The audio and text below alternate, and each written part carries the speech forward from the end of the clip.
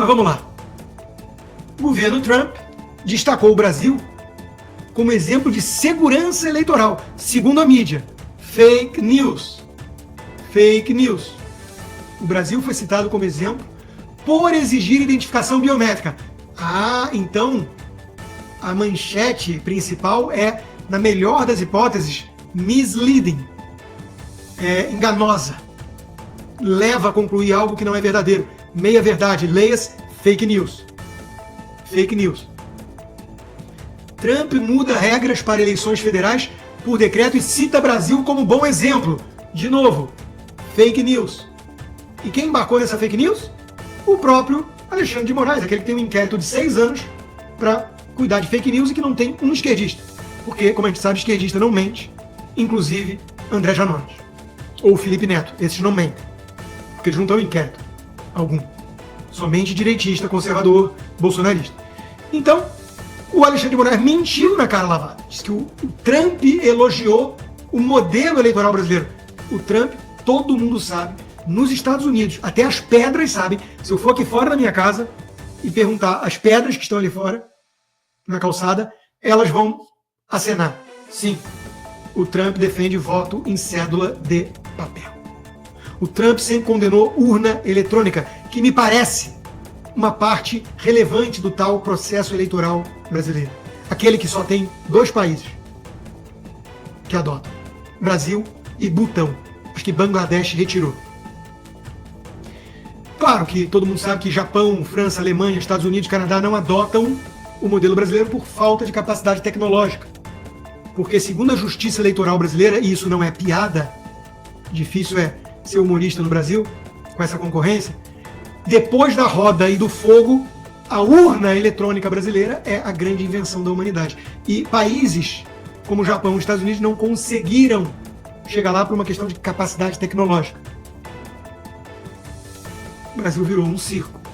Então, o senhor Alexandre de Moraes mente, a imprensa vai atrás, decreto de Trump sobre eleições pode excluir direito a voto de milhões e será contestado na justiça. Opa! Então ele elogiou o Brasil, mas agora a imprensa está caindo na real que a esquerda não gostou do que ele fez. Mas não vai aproximar do modelo brasileiro? Não. É porque a única coisa que o Trump quer, na verdade, é a biometria ou qualquer forma de identificação do eleitor. E, acreditem se quiser, a esquerda democrata e a imprensa, que são sinônimos, estão em polvorosa. Inclusive a ACLU, que é uma associação que defende esquerdismo, estão reagindo por meio da juristocracia que eles tentaram emplacar nos Estados Unidos, e o George Soros ajudou a aparelhar tudo que é justiça distrital no país. Eles vão tentar lutar contra isso no tapetão, porque eles não querem, atenção, que o eleitor seja identificado. Os argumentos são os piores possíveis. Não, mas muita gente não tem condições de ter uma identidade. Hã? E por que isso seria racismo? Vocês estão dizendo que negros não podem ter uma identidade? Eu não estou entendendo. Para mim, essa declaração é muito racista em si. Qualquer um pode ter uma ID. Qualquer um que seja cidadão. Talvez o que vocês estão no fundo dizendo é que isso vai dificultar a fraude de quem diz que é cidadão e não é. E é exatamente o que o Trump quer coibir. Quem pode ser contra só cidadão votar? Afinal de contas, quem não é cidadão não tem o direito de voto. Elementar, meu caro Watson. A esquerda se entrega em cada bandeira que eles defendem. Eles, no fundo, são contra tudo aquilo que presta. E não é preciso ser um observador muito arguto para se dar conta. A pauta deles é a pauta da implosão dos pilares da civilização. O Paulo Figueiredo postou essas imagens, lembrando de como o Trump foi encarar o seu julgamento injusto aqui, que era o caso da Stormy Daniels, e ele deu dinheiro para prostituta lá, enfim, modelo, né? E comparando com uma imagem que assessores do Bolsonaro, aliados do Bolsonaro, divulgaram como se estivesse fazendo um bem para ele. Eu ainda questionei, né, se isso não seria uma estratégia num país em que muita gente acredita, né, que o brasileiro curte um coitadismo. uma vitimização. Tanto que no BBB, volta e meia ganha aquele que faz mais cara de injustiçado. Enfim, eu não sei. Eu sei que eu gostei do Bolsonaro ter ido no primeiro dia do seu julgamento. No segundo ele optou por não ir, mas fez um discurso para a imprensa num tom bom, um bom discurso, e acho que ele está acertando o tom. Ele colocou algo que a gente vai falar mais à frente, a chantagem aberta que o Alexandre de Moraes está fazendo ao Gilberto Kassab, e disse que isso é coisa de ditadura, que só alguém que não liga para a liberdade e para a democracia pode se calar diante disso. Eu gosto desse Bolsonaro. Esse é o tom de confronto. Não dá para aceitar que existe minimamente uma normalidade institucional no nosso país e que ele vai ter um julgamento sério. Ele sabe que não vai ter, ele deveria saber que ele vai ser condenado e preso. Ele não deveria acreditar em nenhum acordo com o sistema. Isso é ingenuidade. O Paulo Figueiredo vem fazendo algumas críticas nesse sentido, vem sendo alvo de ataques, aqueles mesmos suspeitos de sempre, que vem lá da Austrália, né, mas que diz: quem é você que está falando de Miami? Faça falar de Miami. Mas estão defendendo o cara que está na Austrália, não estou entendendo. Cobrar uma coerência, enfim. Eu não quero ficar entrando em treta. Meu ponto é que críticas construtivas são necessárias sim, viu? Que tem o Mário Frias e companhia que diz que não existe crítica construtiva, isso é coisa de inimigo, aí eu tô vendo o que você está querendo no fundo, você deve estar no payroll do Deltan Dallagnol, essas baboseiras. Enfim, nós estamos aqui para fazer análise independente, e o ponto que o Paulo traz com pertinência, na minha opinião, é que se o Bolsonaro fosse um estrategista brilhante, tic-tac, 72 horas, xadrez 4D, talvez ele não estivesse nessa situação. Eu reconheço, sou o primeiro a admitir, as incríveis diferenças do Brasil para os Estados Unidos.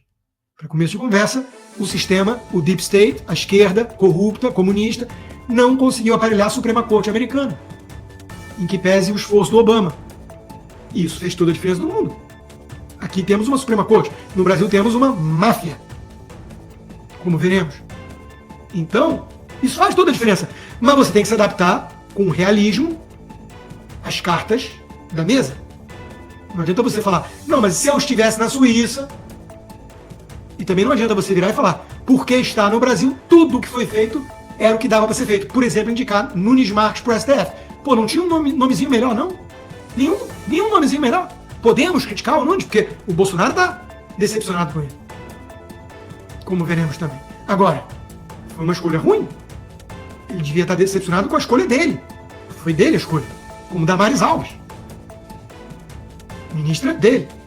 E eu não preciso, e nem posso, e nem quero ficar pedindo autorização para ator que surgiu na política agora, para quem eu posso ou não criticar para ser considerado um bolsonarista leal. Até porque meu intuito não é parecer um bolsonarista leal.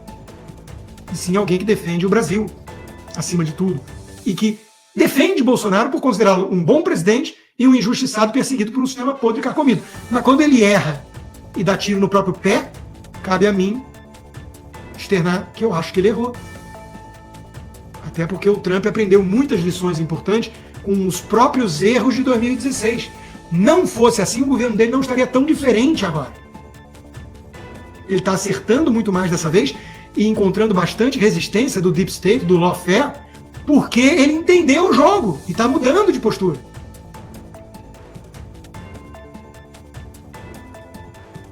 E claro, a piada pronta, recomendo muito que sigam a página Babylon Bee. O Trump vai abandonar a presidência e se tornar um juiz distrital para ter ainda mais poder.